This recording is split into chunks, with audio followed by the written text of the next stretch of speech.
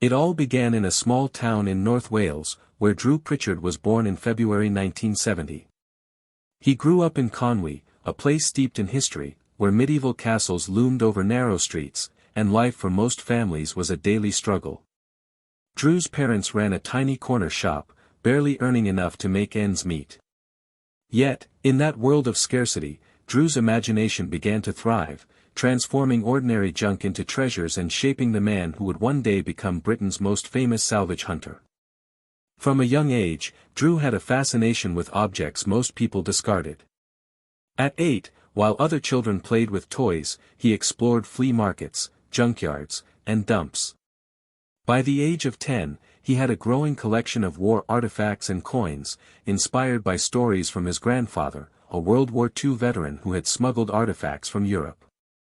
These tales of hidden treasures and forgotten history ignited a fire in Drew that would burn his entire life. But it wasn't just curiosity that defined him, it was resilience. His childhood was marked by hardship.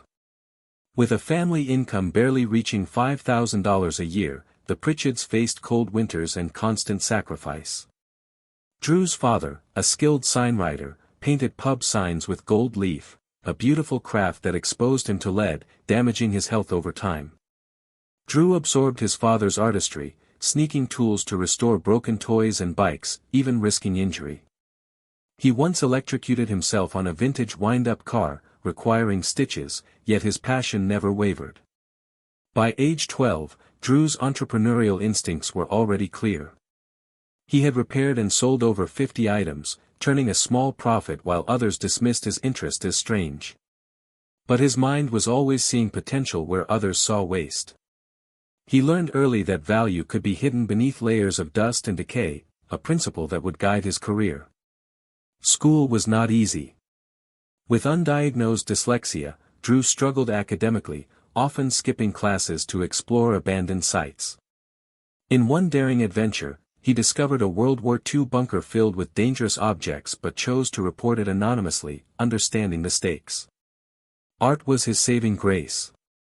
His sketches of decaying Victorian buildings won him prizes and recognition, yet even then, risk followed him. At 14, he fell through a rotten floor in an old mill, breaking his arm, but kept his explorations secret. By 15, Drew was working part-time at a car restoration garage, learning to repair vintage Jaguars and other classics. He also began fixing furniture, turning discarded oak chairs into valuable pieces. Each experience taught him more than restoration, it taught him the value of patience, precision, and the hidden potential of forgotten items. By 18, Drew had become a full-fledged apprentice with a stained glass restorer, cleaning dusty vases, carrying heavy doors, and learning the delicate craft of restoration. A single discovery, a Victorian gas lamp buried under tons of junk, brought him his first real profit and reinforced his path. He was no longer a boy playing with junk, he was a young man building a business, shaping a career that would eventually span continents. In 1990, at 20, Drew took a bold leap. With little money and no knowledge of French, he drove his van to France, hunting antiques in Normandy markets. Rare Art Deco lamps and furniture became his treasure, returning to Wales with a profit that tripled his investment. That trip taught him that salvage was not just local, it was global. He began building networks across Europe, learning from dealers, and sharpening his eye for authenticity and value. But success did not come without setbacks. A shipment of French ceramics smashed in 1991 cost him $500, a significant loss at the time. Yet Drew turned disaster into art, repurposing the shards into mosaics, demonstrating the resourcefulness that would define his career. By 1992, he had a small stall at Conway Market, selling mid-century furniture and building a loyal customer base. Despite freezing mornings and long hours restoring stained glass, he thrived. In 1993, Drew opened his first antique shop in Conwy with a $2,000 bank loan. The risks were enormous. He once ventured into a condemned church to recover rare stained glass windows designed by William Morris, facing crumbling floors and imminent danger. Yet, the gamble paid off. Within a year, he turned a $5,000 profit, proving he could transform risk into reward. His reputation grew, attracting customers seeking authentic, salvaged pieces. Drew's business evolved quickly. By 1995, he partnered with demolition crews across the UK, rescuing materials from buildings slated for destruction. He purchased 19th-century stained glass for $800 and sold it for $2,600. He salvaged beams, radiators, and industrial machinery, becoming a key figure in preserving Britain's architectural heritage. Even live bombs from World War II could not stop him, a testament to the dangers inherent in his line of work. Setbacks continued. In 1997, thieves stole $1,500 worth of items from his shop. Insurance covered only half, forcing Drew to invest in heavy-duty safes and security systems. Yet, he pressed forward. By the year 2000, Drew was making $50,000 a year, trading industrial salvage, rare lamps, and mechanical parts. One lathe he bought for $500 sold for $4,000 after restoration. His business flourished, attracting designers, collectors, and eventually celebrities. In 2002, Drew received his first major break, supplying 50 vintage lamps to a London hotel, earning $10,000 from a single deal. Fame followed, but so did the murky world of counterfeit antiques and unscrupulous dealers. By 2004, Drew wrote an article highlighting the destruction of Britain's industrial heritage, influencing preservation efforts and saving historic sites, including a 19th-century steam engine valued at $50,000. Television changed everything.